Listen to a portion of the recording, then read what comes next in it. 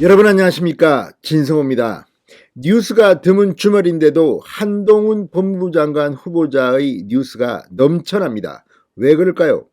자, 한동훈 후보자의 인사청문회는 원래 4일날 열릴 예정이었지만 민주당이 이런저런 이유를 대면서 미뤘습니다. 그래서 9일날 열립니다. 자, 인사청문회에 한동훈 후보자가 보낸 답변서가 하나 둘씩 공개되면서 지금 한동훈 뉴스가 넘쳐납니다. 특히 김건희 여사와의 관계를 질문하는, 이걸 질문이라고 하는지 모르겠지만 그 답변도 있고, 또 한동훈 후보자에게 한겨레 신문이 제기한 의혹에 대한 답변도 있습니다. 그렇지만 가장 관심을 끄는 것은 역시 조국 전 장관과 관련된 그런 질문 답변입니다. 오늘의 한동훈이 법무부 장관 후보자까지 된 데는 사실은 조국 전 장관 일가 사건의 영향이 컸습니다. 이 사건으로 한동훈은 인생의 쓴맛과 단맛을 다 본 셈입니다. 조국 전 장관 사건이 터졌을 때 한동훈의 직위는 대검찰청 반부패 강력부장입니다. 검찰 간부들 중 이 빅4라고 불릴 만한 중요한 자리입니다. 그 자리에서 한동훈은 그 자리의 원칙에 따라 조국 전 장관 일가 사건을 지휘했습니다. 그 결과 추미애 법무부 장관이 취임하면서 부산 고검으로 유배를 갖고 그 뒤에는 수사권도 없는 법무연수원 등을 전전해야 했습니다. 자, 그 한동훈이 윤석열 대통령 당선인이 등장하면서 일약 법무부 장관 후보자까지 올랐습니다. 그래서인지 여기에 대한 질문이 나왔습니다. 자, 방금 전 한동훈 후보자가 조국에 대해서 입을 열었습니다. 뭐라고 했을까요? 진성호의 융단 폭격 시작합니다. 조국 전 법무부 장관을 융단 폭격합니다. 방송에 앞서 아직 진성호 방송의 구독자가 아니신 분은 붉은색 구독 버튼 눌러주십시오. 더 좋은 방송으로 보답하겠습니다. 자, 한동훈 후보자가 조국 전 장관 일가에 대한 표적 수사 비판에 대해 이렇게 말했습니다. 법과 원칙에 따라 수사했다. 자, 국회 법사위에 제출한 인사청문회 질의 답변서에서 현재 일부 사건에 대해 재판이 진행 중이라 장관 후보자 입장에서 구체적인 내용에 대해 답변 드리기 어려움을 양해해 주길 바란다고 말했습니다. 자, 정경심 씨는 지금 구속됐지만 이 조국 전 장관에 대한 재판은 여러 개가 지금 동시에 진행되고 있습니다. 그런데 왜 이렇게 시간이 많이 걸리는지도 모르겠습니다. 한동훈 후보자는 일체의 정치적 고려 없이 법과 원칙에 따라 수사에 착수했고 적법 절차에 따라 수사했다고 말했습니다. 자, 이 한동훈 후보자를 공격하기가 참 민주당도 힘들 겁니다. 왜냐하면 민주당 의원들이 국회에서 한동훈은 정말 훌륭한 검사라는 말을 한 적이 있습니다. 한동훈이 검사 시절에 했던 수사는 정말 엄청납니다. SK 최태원, 이 현대차 정몽구 회장, 또 이 여야 할 것 없이 거물급 정치인들을 수사를 했습니다.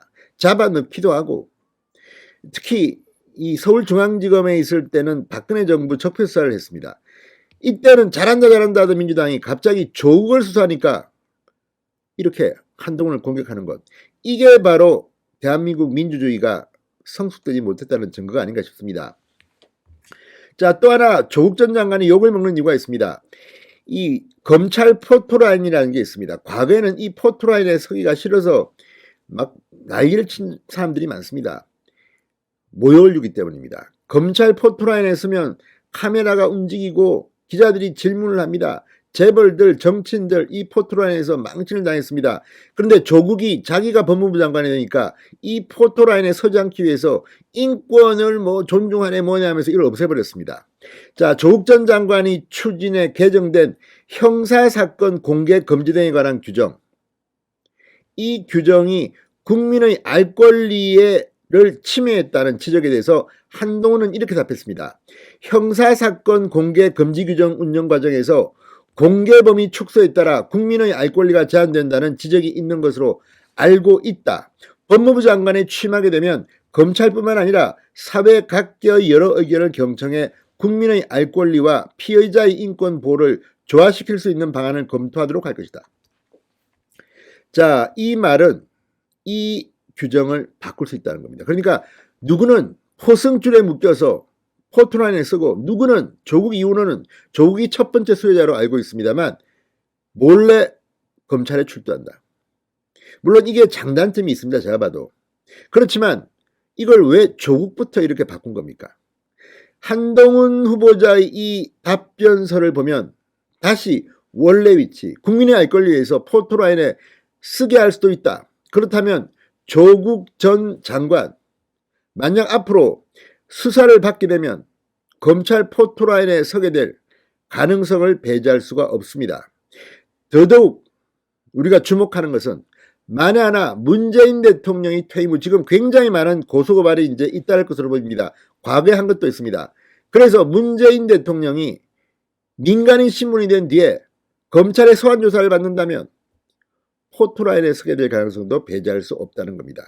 이게 굉장히 저쪽 진영은 걱정될 겁니다. 이재명, 김혜경 부부도 마찬가지입니다. 포토라인에 선다는 것.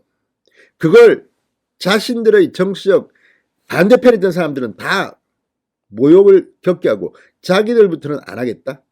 이게 말이나 되는 건지.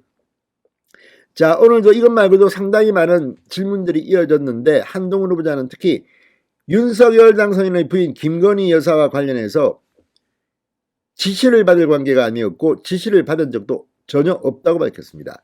역시 인사청문회 답변 서면 답변서에서 검찰 근무 당시 김 여사로부터 별도의 지시를 받은 적이 있느냐는 박주민 의원의 질의에 이같이 답했습니다. 한편 이런 걸 보면 정말 이걸 질문이라고 하는 건지 어떻게든 엮어보려고 하는 민주당의 노력이 참 한심합니다. 자, 어쨌든 한동훈 후보자의 이 발언 검찰 포토라인이 부활할 가능성도 배제할 수 없을 것 같습니다. 진성호의 융단 폭격이었습니다. 여러분 감사합니다.